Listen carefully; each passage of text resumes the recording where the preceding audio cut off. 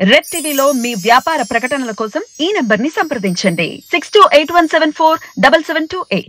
MLA కవిత భర్తకు అనిల్ కుమార్ ఈటీ నోటీసులు పంపించారు, జారీ చేశారు అంటున్నారు. సోమవారం విచారణకు రావాలి అని తెలుపుతున్నారు. సో దీనిపై మీ ఒపీనియన్ ఏంటి సార్? ఏముందమ్మా, వాళ్ళు ఒక స్ట్రాటజీ పెట్టుకున్నారమ్మా. ఈ ఎన్నికల్లోపు ఎన్నికలు అయ్యేదాకా ఇలాగూ అపోజిషన్ పార్టీలందరినీ ఒక్కొక్క పార్టీలో ఒక్కొక్కరిని ఏదో ఒక రకంలో కేసులు పెట్టడం ఇరికించడం, వాళ్ళ పొలిటికల్ యాక్టివిటీ చేయనివ్వకుండా ప్రజల్లో బదనాం చేయటం, తద్వారా లబ్ధి పొందటం అనేది బీజేపీ ఒక స్కీమ్ పెట్టుకుంది. ఇది ఎప్పుడు గతంలో లేదు. గతంలో ఎప్పుడు ఇందిరాగాంధీ పీరియడ్లో ఉండేది. తర్వాత మోడీ గారు వచ్చినాక వాజ్పేయి గారి పీరియడ్లో ఈ లేవు. ఈ రాజకీయ కక్షల కోసం ఈడీలు లాంటివి ఉపయోగించలేదు. మోడీ గారు కూడా ఫస్ట్ పీరియడ్లో లేదు జెంట్లమెన్. ఆ తర్వాత ఆయన్ని అమిత్ షాలు వీళ్ళు ఇలాంటి వాళ్ళంతా ఆయన కూడా బుర్ర జడగొట్టి ఆ పెద్దరికాన్ని కూడా దెబ్బతీస్తున్నారు. ఇప్పుడు నిజాయితీగా చేస్తున్నారంటే అందరినీ చేయండి. మీ సుజనా చౌదరి నిన్నదాకా మీకు వ్యతిరేకంగా ఉంటే సుజనా చౌదరి దొంగ, మీ పార్టీలో జరగానే సొద్దుపోస. అజిత్ పవార్ మీతోటి పోరాటంసేపు దొంగ, అతని మీద ఫైలు ఛార్జ్షీట్ అన్నీ రెడీ చేశారు, అతను మీ పార్టీలో జరగానే సొద్దుపోస. విశ్వశర్మ అస్సాం చీఫ్ మినిస్టర్, అతను అంతకుముందు మీకు విరోధి, అతని మీద అవినీతి అది అని పెట్టారు, కేసులు పెట్టారు, ఫైల్ చేశారు మీరే. అతను మీ పార్టీలో జరగానే అతను సొదపూస అయిపోయాడు, మీ సీఎం అయిపోయాడు. ఇప్పుడు రేవంత్ రెడ్డి రెడ్ హ్యాండెడ్గా దొరికాడు. రెడ్ హ్యాండెడ్గా డబ్బులు చేతులు మార్చడం ప్రజలందరూ చూశారు, వేరే సాక్ష్యాలు కూడా అవసరం లేదు. అతని కేసు అక్కడే ఉంటుంది. అంటే మీకు అనుకూలంగా ఉంది అంటే, మీకు అనుకూలంగా ఉన్నారు అంటే అలా ఉంటుంది. అనుకూలం కాదు అంటే వాళ్ళ మీద కేసులు వస్తాయి. ఇప్పుడు ఈ కవిత మీద సాక్ష్యం ఏంటి? ఏం సాక్ష్యం?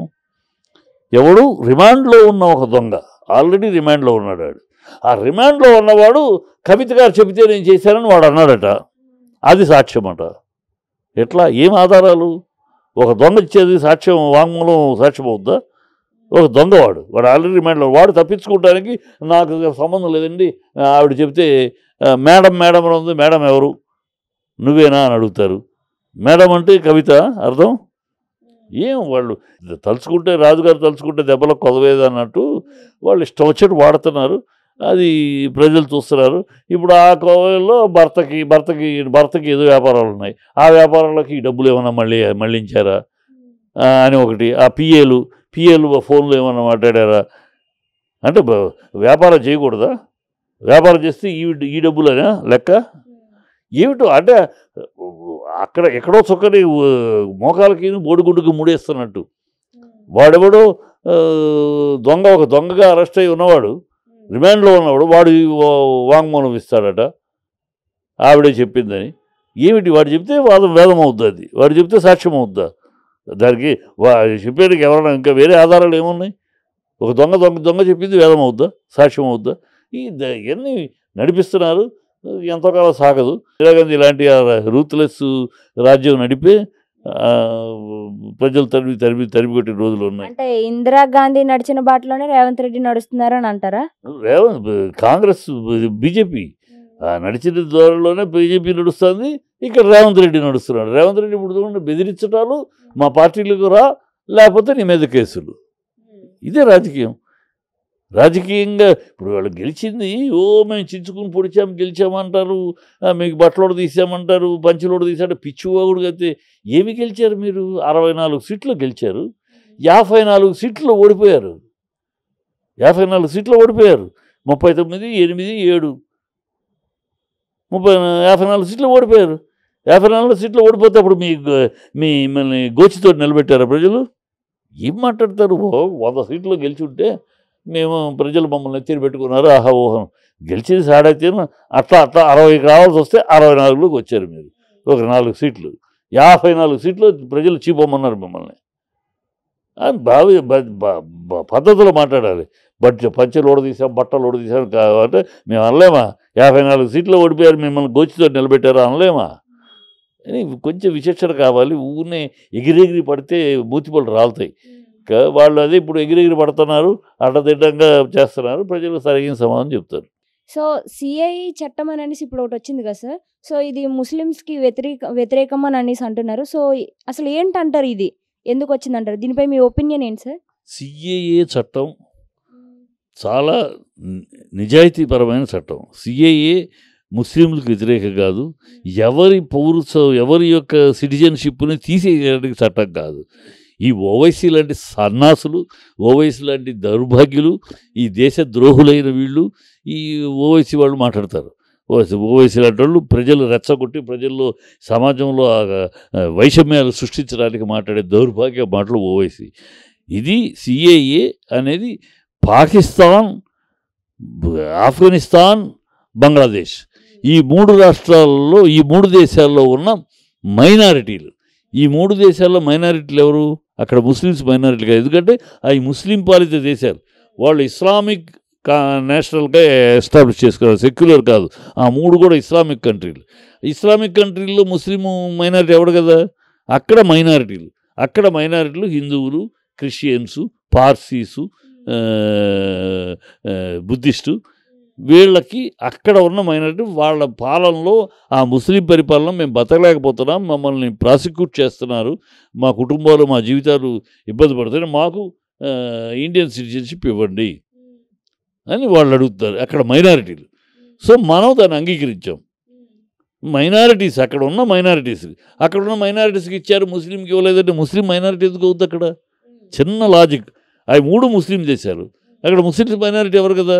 ఆ దేశంలో ఉన్న మైనారిటీస్ పడుతున్న కష్టాలు వాళ్ళు అప్లై చేసుకున్నారు, మాకు ఇండియన్ సిటిజన్షిప్ ఇవ్వడం, మేము ఇక్కడ బతకలేకపోతున్నాం.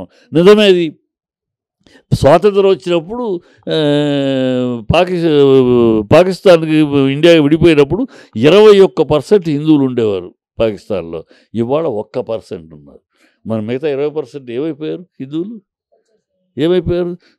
చంపేశారా, లేకపోతే వాళ్ళ మతం మార్చేశారో, ఏం చేశారో లేరు. సో అందుకని అక్కడ బాధపడుతున్న వాళ్ళు, మా కుటుంబాలు మా జీవితాలు నాశనం, మేము ఇండియాకి వచ్చేస్తాం, మాకు ఇవ్వండి అంటే ఎస్, అది మన చట్ట ప్రకారం ఇంటర్నేషనల్ లా ఇది. ఎవరైనా వచ్చేవాడు సరే. ముస్లిమ్స్కి కావాలి అంటే దాని వేరే చట్టం ఉంది.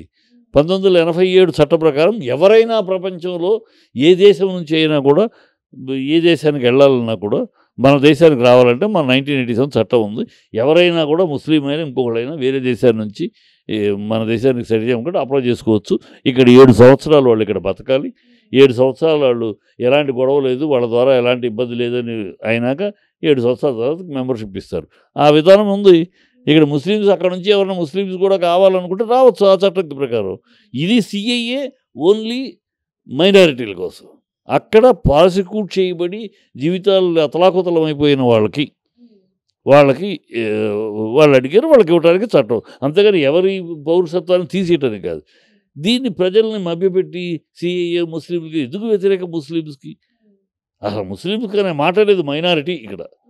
ఆ మైనారిటీ అనే దాన్ని, మైనారిటీ అంటే ముస్లిమ్స్ మాత్రం మైనారిటీనా? కాదుగా. మైనారిటీ ఇక్కడ ముస్లిమ్స్ మైనారిటీలు.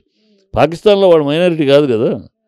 ఇది ఓవైసీ లాంటి చిల్లర ఎదవలు, చిల్లర సన్నాసులు, ఈ మతాల పేరు మీద బతికేసేవాడు ఓవైసీ వాళ్ళ పార్టీనే పాకిస్తాన్ వాడు పెట్టిన పార్టీ.